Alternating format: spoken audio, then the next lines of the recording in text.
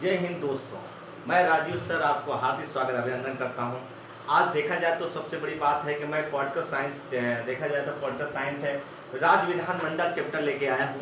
और मैं दोस्तों ये बताना चाहता हूं कि मैं आज एक सरल भाषा में आपको समझाने का प्रयास करता हूं। दोस्तों, अगर थोड़ा बहुत अगर देखिए गलतियां हो जाती हैं, गलतियां अगर हुई हैं तो कहीं अपना कमेंट के माध्यम से हमको आप बताइए कि हाँ सर ये आपने की कम। मैं शुरुआत कर रहा हूँ और शुरुआत थोड़ा सा मैं आप लोगों से सीख रहा हूँ। आप ही लोग हमारे एक प्रकार के हमारे जितनी भी वीडियो देख रहे हैं, मैं उनका शुक्रिया अदा करना चाहता हूँ। आइए मैं देखता हूँ। सबसे बड़ी बात है कि विधानमंडल क्या चीज़ होते हैं। आज हम राज्य विधानमंडल का डिटेल चर्चा करेंगे और आपको समझाने का प्रयास करेंगे कि विधानमंडल है क्या चीज़। तो देखिए सबसे बड़ी बात क्या होती है, राज्य विधानमंडल की हम बात कर रहे हैं। तो देखिए राज्य विधानमंडल किस अनुच्छेद में है। कभी ऐसा क्वेश्चन पूछ सकता है बच्चों कि राज्य विधानमंडल है क्या चीज। भाइयों देखिए, राज्य विधानमंडल की हम बात कर लें तो अनुच्छेद है 168। तो 168 में क्या दिया गया है, राज्य विधानमंडल। देखिए बहुत आराम समझिएगा, हर पॉइंट बहुत बढ़िया समझिएगा। ये तो अगर एक बार अगर हमारा 2 बार वीडियो देख लेंगे, जरूरत नहीं है कि मतलब आपको किताब उठाने की, यही आपको क्लियर हो जाएगा सारे क्वेश्चन। देखिए अनुच्छेद 168। तो देखिए 168 में क्या है, राज्य विधानमंडल है। अब जरा ध्यान दीजिएगा कि राज्य विधानमंडल की हम बात करते हैं बच्चा, तो देखिए सबसे बड़ी बात क्या होती है। देखिए इसमें राज्य विधानमंडल में कौन कौन है, तो राज्यपाल होता है। अनुच्छेद 153 के तहत राज्यपाल की व्यवस्था है। अनुच्छेद 153 के तहत राज्यपाल की व्यवस्था है। और देखिए विधानसभा की हम बात कर ले तो विधानसभा किस अनुच्छेद में है, 170 में है। और देखिए विधान परिषद किस अनुच्छेद में है, 171 में है। तो दोस्तों आपको बता देते हैं, देखिए हर राज्यों में, पहले बात ध्यान दीजिए, राज्य विधानमंडल हर राज्यों में विधानमंडल मतलब विधानसभा और विधान परिषद नहीं होती है, एक ध्यान देना। मगर देखिए जितने भी राज्य होते हैं सब राज्यों में विधानसभा निश्चित है। आइए देखते हैं। तो विधानसभा एक देखा जाए तो सदन, देखिए निम्न सदन होता है। अब पहले बता दूं आपको, ये इसको कहते हैं निम्न सदन कहते हैं, निम्न सदन कहते हैं, इसको कहते हैं उच्च सदन। आप जरा ध्यान समझ सकते हैं, विधानसभा को निम्न सदन कहा जाता है और विधान परिषद को उच्च सदन कहा जाता है। ये 5 वर्ष के लिए बनते हैं, ये 6 वर्ष के लिए बनते हैं। और देखिए इसके सदस्य, और जरा ध्यान दीजिए, विधानसभा एक अस्थायी सदन है, अस्थायी सदन है बच्चा। और देखिए अस्थायी सदन है। और विधान परिषद की हम बात कर ले तो विधान परिषद एक अस्थायी सदन है, अस्थायी सदन है। तो जरा ध्यान दीजिए, कहीं न कहीं देखा जाए कि विधान परिषद और विधानसभा में दोनों में अंतर है। आप देख सकते हैं इसके जो सदस्य होते हैं विधानसभा के अस्थायी होते हैं और विधान परिषद के जो सदस्य होते हैं अस्थायी होते हैं। ये 6 वर्ष के लिए बनते हैं, ये 5 वर्ष के लिए बनते हैं। आइए दोस्तों हम चलते हैं इसमें। विधानसभा एक देखिए निम्न सदन है और लोकप्रिय सदन है। और सबसे बड़ी बात है, लोकप्रिय क्यों न हो, क्योंकि विधानसभा में ही हमारे माननीय मुख्यमंत्री जी बैठते हैं। और देखा जाए जितने भी मतलब विधायक की बात करते हैं, मंत्री परिषद यहाँ बैठते हैं। तो जरा ध्यान दीजिएगा, विधानसभा एक निम्न सदन है, लोकप्रिय सदन है। और देखिए विधानसभा की हम बात कर लें, कोई भी राज्य बनता है तो राज्य में जब बनते हैं बच्चा, तो राज्य बनने के बाद कितना विधानसभा सदस्य होना चाहिए और कितना नहीं होना चाहिए, ये कभी कभी पूछता है। कुछ जैसे मैंने लोकसभा पढ़ाया, देखिए लोकसभा में अधिकतम सदस्य संख्या कितनी होती है। भैया देखिए लोकसभा में अधिकतम सदस्य संख्या 552 होगी। तो वही चीज इसमें भी है, एक लिमिट होती है। कोई भी राज्य बनेगा, चाहे जितने भी राज्य बने, और राज्यों की एक लिमिट होती है, कितना अधिकतम सदस्य होंगे, कितना न्यूनतम सदस्य होंगे। और सबसे बड़ी बात होती है कि जरा ध्यान दीजिए, विधानसभा अधिकतम सदस्य संख्या 500 है भाइयों, और न्यूनतम सदस्य संख्या कितनी है, 60। मतलब किसी राज्य को बनने के लिए कम से कम देखिए भैया 60 सदस्य होना चाहिए, मतलब 60 विधायक होना चाहिए, जहां जो भी राज्य हो, मतलब वो 60, देखिए 60 सदस्य से अधिक नहीं होगा। समझे। मगर आज हमारे यहाँ 3 राज्य ऐसे हैं भाइयों, ये 3 राज्य ऐसे हैं भाइयों कि आज भी वहां देखा जाए कि वहां 60 से भी कम है। अब आप समझ सकते हैं 60 से कौन कौन कम है बेटा। तो देखिए सिक्किम है, सिक्किम में देखिए 32 है। ये क्वेश्चन कई बार आया भाइयों, ये एक बार नहीं आया है। यही पूछा है कि विधानसभा में न्यूनतम सदस्य संख्या किस राज्य में है। तो आप क्या मानेंगे भैया, सिक्किम है, गोवा 40 है, मिजोरम 40 है। ये 3 राज्य ऐसे हैं जहां 60 से कम है। आप पूछ सकते हैं गुरुजी आपने बताया 60 सदस्य से कम नहीं होना चाहिए, मगर यहां पर क्या हो रहा है, यहां पर यह हो रहा है कि यहां 40 60 से भी बहुत कम है, अधिया पे है, एक प्रकार देखा जाए आधे दाम पे है। तो 32 गोवा, देखिए गोवा में 40, मिजोरम में 40, ये सब अपवाद है। क्या है बच्चा, अपवाद है।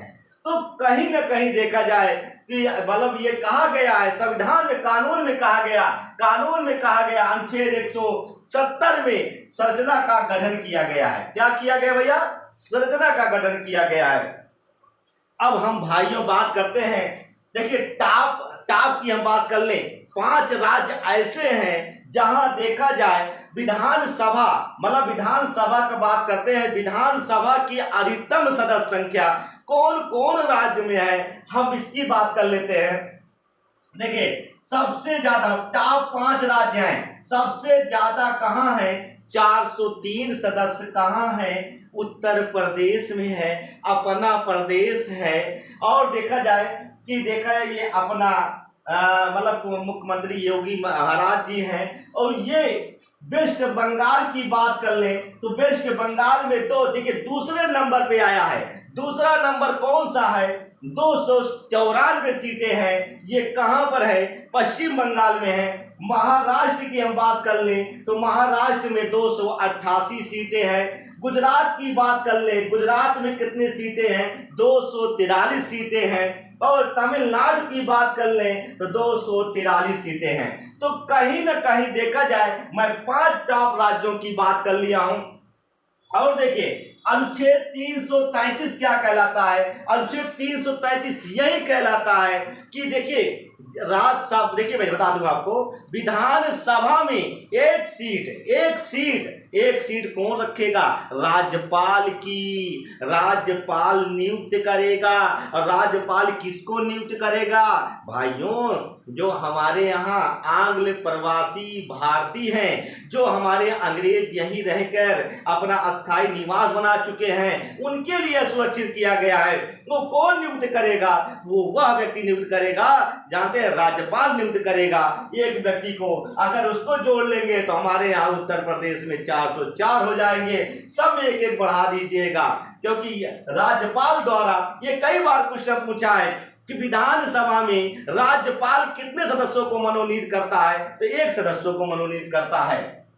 अब आइए देखते हैं, अनुच्छेद 173 में कहा गया है कि विधानमंडल के सदस्यों की योग्यता क्या होनी चाहिए, अर्हता क्या होनी चाहिए। तो वह देखिए भैया, वह भारत का नागरिक हो। देखिए भैया शुरू से पढ़ते आ रहे हैं, वह भारत का नागरिक हो, उसकी आयु 25 वर्ष से कम ना हो, वह किसी सरकारी लाभ पद पर ना हो, वह पागल दिवालिया ना हो। यही योग्यता है जो पुराने, जैसे आप देखे रहे हैं राष्ट्रपति की योग्यता और उसके पहले देखे संसद की योग्यता, वही सेम टू सेम योग्यता है। अब आइए कार्यकाल की बात कर ले। अनुच्छेद 172 कहलाता है विधानमंडल का कार्यकाल। तो भैया विधानमंडल का कार्यकाल जो होता है, देखिए विधानसभा के सदस्यों की कार्यकाल 5 वर्ष का होता है।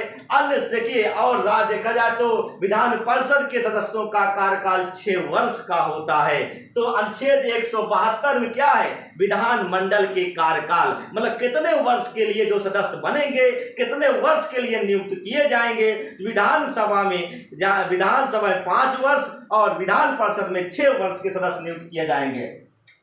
और देखिए शपथ की बात कर लें, अनुच्छेद 188 विधानमंडल में सदस्यों का शपथ कौन दिलाता है? तो भैया देखिए विधानमंडल में जितने भी सदस्य नियुक्त होके आएंगे, 404 सदस्य नियुक्त होके आएंगे या 403 सदस्य नियुक्त होके आएंगे, इन सब सदस्यों का जानते हैं राज्यपाल राज्यपाल राज्यपाल शपथ दिलाता है। मगर राज्यपाल एक प्रोटेम स्पीकर की नियुक्त करता है, प्रोटेम स्पीकर की नियुक्त करता है। अब कहेंगे सर ये प्रोटेम स्पीकर कौन होता है? तो आपको बता दूं भैया, ये प्रोटेम स्पीकर राज्यपाल उस व्यक्ति को नियुक्त करता है जो कई बार विधायक चुना हो गया हो, कई बार विधायक बने हो, उसी को ये प्रोटेम स्पीकर बनाया जाता है। तो प्रोटेम स्पीकर और ये क्या करते हैं, कई बार विधायक जो सीनियर पर्सन हो उसी को ये नियुक्त कर देते हैं। ये सबका शपथ दिलाता है और सबका शपथ दिलाता कौन है? Pro tem speaker. तो चलते हैं, तो देखिए अगर सदन चलाने के लिए भैया, सदन चलाने के लिए कितने मतलब गणपूर्ति होना चाहिए? मतलब जैसे आपका 403 सदस्य हैं, अगर भैया हमको सदन चलाना है, हमारा सत्र चलने वाला है, तो कितने लोग उपस्थित होना चाहिए? हम आपको बता दूं भैया, ये 1/10 सदस्य, मतलब देखिया जाए तो 100 सीट होगी। अगर 100 सीट जहां विधायकों की है तो वहां पर 40 लोग, वहां पर 10 लोग उपस्थित होंगे। कितने लोग होंगे? 10 लोग। तो 1/10 सदस्यों का उपस्थित होना अनिवार्य है। अगर 1/10 सदस्य नहीं उपस्थित होते हैं तो सदन नहीं चलेगी, सदन की कार्रवाई नहीं होगी। और जानते हैं गणपूर्ति कोरम के लिए अनुच्छेद 189 में कहा गया है कुल सदस्यों का संख्या 1/10 भाग, जो 10 से अधिक हो वही जानते हैं उतना कोरम होना चाहिए। अगर उत्तर प्रदेश की बात कर लेते हैं तो उत्तर प्रदेश में 403 सदस्य हैं, कुल मिलाकर 40 सदस्य होना अनिवार्य है। आइए चलते हैं, कुल मिलाकर देखा जाए तो विधान परिषद की बात कर लेते हैं। तो विधान परिषद में उत्तर देखिए, विधान परिषद की बात कर लेते हैं तो विधान परिषद में देखा जाए तो विधान परिषद की 100 सीटें कहाँ हैं? 100 सीटें आप देख सकते हैं उत्तर प्रदेश में है। सर्वाधिक सीटें कहाँ है? उत्तर प्रदेश में है। और देखिए विधान परिषद में 78 सीट कहाँ है? महाराष्ट्र में है। और कर्नाटक में देख सकते हैं कितने सीटें? 75 हैं। और बिहार में कितने सीटें हैं? 75 हैं। आंध्र प्रदेश में कौन से? 75 हैं। और तेलंगाना में कितने हैं? 75 40 है। तो कहीं न कहीं विधान परिषद की सीटें, और एक चीज बता दूं, हर राज्यों में विधान परिषद नहीं है। और कुल मिलाकर देखा जाए तो 7 राज्यों में विधान परिषदें हैं। और जम्मू एंड कश्मीर लिखना नहीं लिखे हैं। तो कुल मिलाकर देखा जाए तो ये आपका डाटा है। और ये विधान परिषद नहीं है, हर राज्यों में जितने भी राज्य बनते हैं सभी राज्यों में क्या है भाइयों? ये विधानसभाएं होती हैं। अब जरा ध्यान दीजिएगा, विधानसभा का कार्य और शक्तियां की बात कर लेते हैं। तो जरा ध्यान दीजिएगा विधानसभा की कार्य और शक्तियां। देखिए विधानसभा जो शक्ति होती है, पावर होती है, इनका काम क्या होता है? इनका काम ये होता है कि देखा जाए तो राष्ट्रपति के चुनाव में क्या लिए थे? भाग लिए थे। आप समझ सकते हैं, मैंने इसके पहले भी पढ़ाया हूं। राष्ट्रपति के चुनाव में कौन भाग लेता है? संसद के दोनों सदन और राज्य विधानसभाओं के निर्वाचित सदस्य द्वारा ये राष्ट्रपति का चुनाव किया जाता है। यही विधायक है जो राष्ट्रपति के चुनाव में भाग लेते हैं। और जरा ध्यान दीजिए भैया, और देखिए यही विधायक विधान परिषद के सदस्यों में भी चुनाव में भाग लिया जाता है।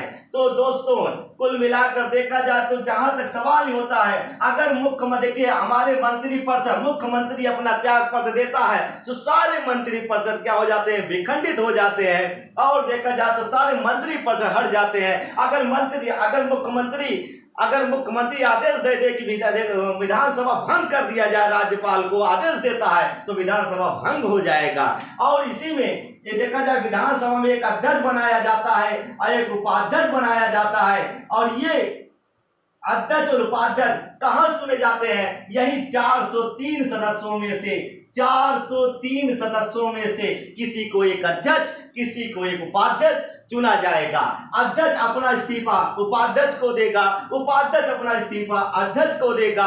और एक चीज बता दूं आपको, विधानसभा भंग होने के बावजूद भी अगर विधानसभा भंग भी हो जाती है, अध्यक्ष अपना इस्तीफा नहीं देगा। ये आपकी मेन बात है। अब चलिए भैया देखिए, अगर ये वीडियो आपको लगा अच्छा तो लाइक और सब्सक्राइब ठोक के करिए और बेल आइकन के घंटी बजा के देखिए और आपको ऐसी वीडियो धुआंधार वीडियो आपको मिलता रहेगा। जय हिंद दोस्तों।